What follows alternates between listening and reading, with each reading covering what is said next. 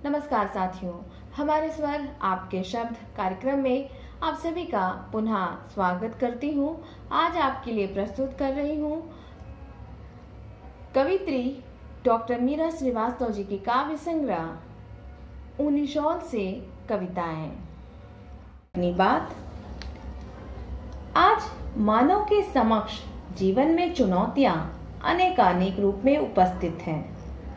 कविता मनुष्यता की संवेदनलय है, अतः चुनौतियों का सामना करने में वह मनुष्य के समानांतर ही खड़ी है। कविता की सक्रियता का अर्थ जीवन की साधारण स्थितियों को असाधारणता प्रदान करना है। कविता केवल रस्मी शब्दों से आकार नहीं लेती है, जीवन की अति साधारण स्थितियों से भी आकार लेती है। कविता मनुष्य की संवेदनशीलता को लय में बांध कर रखती है, उसे अनियंत्रित या लयहीन नहीं होने देती। जटिल जीवन की समस्याओं से दिन रात जूझते रहने की मशक्कत में जब मनुष्यता ही मनुष्य का साथ छोड़ने लगती है, तब कविता का रचनात्मक हस्तक्षेप ही इस रूपांतरण को रोक पाता है। मनुष्य के सोए विवेक को जगाने का दुरूह कार्य कविता ही कर सकती है और कोई नहीं। मनुष्य की सृजनात्मक जागरूकता को बढ़ाने का काम करती है कविता। सुसुप्त विवेक की तंद्रा में डूबे स्थिति परिस्थितियों की उंगलियों पर नाचने को विवश मनुष्य को कविता ही बचाती है। मनुष्यता के वर्चस्व को बचाए रखना कविता का महत्व धर्म है। विडंबना यह है कि उपभोक्तावाद का शिकार बन चुका मनुष्य कविता के सामर्थ्य को समझने की शक्ति ही खो बैठा है, या फिर समझते हुए भी उसकी ओर से आंखें मूंद चुका है। यह भी एक विकट प्रश्न है कि क्या कविता मात्र मन को बहलाने की शक्ल है? क्या कविता के बगैर भी जीवन अपनी लीक पर बिना रोक टोक के चलता रह सकता है? सच में यदि ऐसा है तो क्यों बारहा जीवन में ऐसे मौके आते रहते हैं कि हम कबीर, रहीम, तुलसी की ऐसी पंक्तियां दोहराने लगते हैं जो उस दिग्भ्रम की दशा में हमारे सच्चे मार्गदर्शक से प्रतीत होने लगते हैं। यह इस बात का सच्चा प्रमाण है कि कविता ना तो जिंदगी से और ना ही संवाद से पूरी तरह निकाल बाहर की जा सकती है। यद्यपि आज मनुष्य उपभोक्तावाद के युग में सांस लेता हुआ पूरी तरह से व्यापारी बन बैठा है, और यही बनकर यह उपभोक्तावाद की कसौटी पर खरा भी उतर सकता है, फिर भी कविता का लोभ जीवन से नहीं हो सकता, क्योंकि कविता हृदय के विस्तार, मनुष्य के विवेक एवं उसकी मनुष्यता पर टिकी है। जब तक मनुष्य अपनी मनुष्यता का अंश मात्र भी जीवन की आपाधापी के बीच बचा सकता है, तब तक कविता हमारे जीवन में युग में जीवित रहेगी। कविता की तुलना उस संत से की जा सकती है जो ना जीवन पर्यंत मरता है, ना ही मृत्युपरांत। उसकी गूंज मनुष्य भविष्य की अंतहीन राह पर गूंजती रहती है, उसे कोई भी अनसुना नहीं कर सकता। हम इसे मनुष्य की व्यवस्था भी कह सकते हैं कि उपभोक्तावादी मनुष्य यद्यपि अपनी संपूर्ण क्षमता भर सक्रिय होने के बावजूद मात्र उपभोक्ता के रूप में अपना जीवन नहीं जी सकता। पूंजीवादी संस्कृति का हिस्सा मात्र यंत्र या पूंजी के रूप में अपनी भूमिका नहीं निभा सकता। चिंतन मनन अनुभव करने वाला तथा वैयक्तिक हितों एवं स्वार्थों की चारदीवारी से बाहर झांकने वाला हृदय भी स्पंदनशील है। यही स्पंदनशील हृदय मनुष्यता को भी जीवित रखने के लिए रक्त संचालित करता है, अस्तु उसकी संवेदना को गति लय देने वाली कविता भी जीवित रहती है। आचार्य रामचंद्र शुक्ल ने कविता को हृदय की मुक्ति साधना हेतु शब्द विद्यानी बताया है। मनुष्य जब अपने अस्तित्व बोध को त्याग विशुद्ध अनुभूति मात्र रह जाता है, तब वह मुक्त अवस्था को प्राप्त करता है। इसी अवस्था को प्राप्त कर वह मानवता की उच्च भूमि पर पहुंचता है। भावयोग की सर्वोच्च भूमि पर पहुंच मनुष्य जगत के साथ पूर्ण तादात्म्य स्थापित कर पाने में सफल होता है। उसकी अपनी कोई भाव सत्ता नहीं रह जाती। स्थिति में उसे वैसे ही आनंद का अनुभव होता है जो किसी भव्य और विशाल दृश्य को देखकर होता है। ऐसा दृश्य जिस तरह उसकी दृष्टि का प्रसार करता है, उसी तरह कविता उसके हृदय का। तमाम तर्कों एवं वितर्कों से परे कविता की आवश्यकता इसलिए है कि मनुष्य अंततः ना तो पुर्जा है, ना पत्थर का टुकड़ा। वह यदि पुर्जा और पत्थर के टुकड़े में तब्दील होने की प्रक्रिया में आ भी जाए तो अधोगति की संवेदनात्मक सूचना उसे कविता के अतिरिक्त और कहीं से भी नहीं मिल सकती।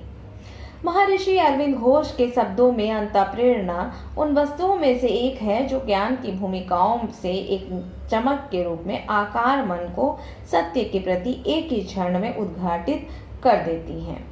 वह सहज ही शब्दों का रूप तब धारण कर लेती है जब कोई रचनाकार उसके माध्यम से अपनी भाव अभिव्यक्ति करता है। अंतःप्रेरणा सदा ही अनिश्चित वस्तु होती है, बस जब चाहती है आती है, अपना काम पूरा होने से पहले ही एकाएक बंद हो जाती है, बुलाए जाने पर आने से इनकार कर देती है। सभी कलाकारों की पर निश्चित ही कवियों की यह सामान्य मनोवेदना है। यही मनोवेदना मेरे जीवन से भी जुड़ी है। हिंदी साहित्य की छात्रा होने के नाते नहीं, साहित्य में मेरी अभिरुचि में स्नातक और स्नातकोत्तर कक्षाओं में इस विषय को चुनने के लिए प्रेरित किया। मैं कृतज्ञ हूँ अपने दिवंगत पिता स्वर्गीय श्री राम शक्ल प्रसाद की, जो स्वयं अभियंता होने के बावजूद साहित्य में रुचि रखते थे। बाल पत्रिकाओं को 5-6 वर्षों के मेरे नन्हे हाथों में थमा धीरे धीरे प्रेमचंद, शरद चंद्र, बंकिम चंद्र, रविंद्रनाथ टैगोर की साहित्यिक वीथिकाओं में घूम घूम कर अपनी साहित्यिक रुचि को परिष्कृत करने के लिए मुझे स्वतंत्र छोड़ दिया। मैं जन्म जन्मांतर तक आपकी कृतज्ञ रहूंगी पिता, और मेरा यह प्रथम काव्य संकलन आपको आपकी श्रद्धांजलि के रूप में। माँ श्रीमती मालती देवी ने अपने ममत्व को हमेशा अनुशासन की डोर से बांध कर रखा और 7 भाई बहनों की उस जमात को सेल्फ मेड होने का पहला पाठ दिया। हम सब कृतज्ञ हैं माँ, आपके उन भ्रुकुटी संकेतों के, जिनसे उस समय भले ही कोफ्त हुआ करती थी, किंतु वे आज भी हमारा मार्गदर्शन कर रहे हैं। मैं जब तब लिखती रही, अपने भावों को शब्दों में उकेरती रही, कभी कहानी, कभी कविताओं में।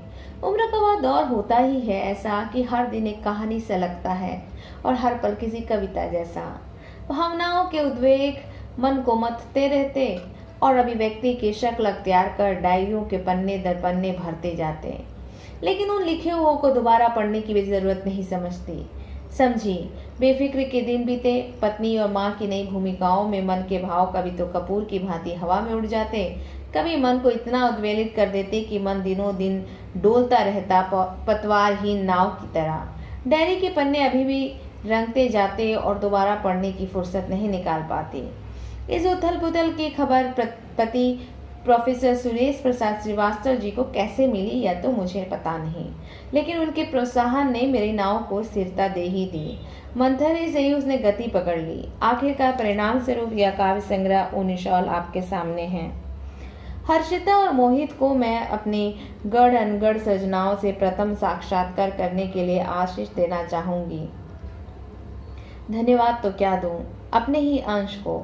मेरी सृजनात्मकता में इनका अपूर्व योगदान रहा है। सृजना की कोपलें इन्हीं से फूटी हैं। पुत्रवधू अश्विनी और जमाता गौरव ने अपनी सतत प्रशंसा से मेरी सृजना को सींचा है। अशेष आशीष इन सब को और अपनी रिधिमा को। इसने तो मुझे नानी का गरिमामय ये पद दिया।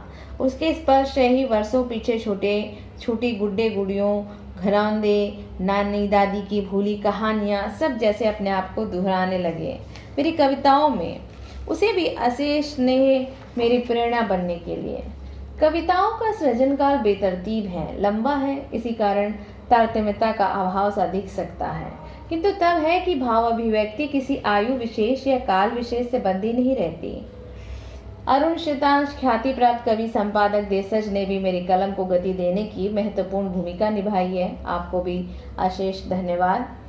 की आवाज़ है जो बिना दरवाज़ा खोले ही अंदर आ जाती है। कविता भी ऐसे ही आवाज़ है। मेरे मन पर भी जब इस दस्तक की आवाज़ हुई, कागज़ के पन्नों पर कोई कविता उभर आई। इन दस्तकों की आवाज़ को आप सब भी सुने। मीरा श्रीवास्तव। कविता औरत बस औरत के सचमुच दरवाजे की मानिंद होती है, या बंद दरवाजे के उस पार जो खड़ी है वह एक औरत है। बंद दरवाजे को वह खोले तो उसकी जरूरत, ना खोले तो उसकी हिमाकत, खोले तो उसकी बेचारगी, ना खोले तो उसकी लाचारी। कभी कभार खुश हो लेना भी उसके हिस्से में आ जाता है। जब वह सोचती है कि चलो, डोरमैट की तरह वह जमीन पर तो नहीं पड़ी, कम से कम बंद दरवाजे के पार तो है खड़ी। वैसे मुझे अक्सर हाँ यह लगता रहा है कि औरत ताउम्र ऐसे दरवाजे के पार खड़ी होती है जिसे लगा कोई कमरा ही नहीं होता, बस चौखट में जड़ा एक दरवाजा होता है। उस दरवाजे के इस पार या उस पार एक जिंदा आदमजात औरत ये तय करने में अपनी तमाम उम्र गुजार देती है कि दरवाजे के उस पार कोई उसका इंतजार भी कर रहा होगा या नहीं, या फिर ये सोचने में कि बस 2-4 कदम आगे चलकर वह खुद ब खुद दरवाजे के उस पार पहुंच सकती है। अपनी लाचारगी बेचारगी की गठरी सिर पर लिए किस कब्र से गुजार देती है तमाम उम्र, इसे कौन समझाएगा, कौन बताएगा।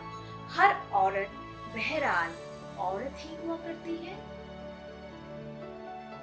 कविता, तुम साथ होते हो, तुम साथ होते हो तो अपने होने का विश्वास होता है। तुम साथ होते हो तो सब कुछ पाने का आस होता है। तुम साथ होते हो तो क्यों सब खास होता है। तुम साथ होते हो तो हवाओं से बात होती है। तुम साथ होते हो तो तपिश में भी ओस की बरसात होती है। तुम साथ होते हो तो ना जाने कितने कितने सपनों से मुलाकात होती है। तुम साथ होते हो तो हर लम्हा खुशगवार होता है।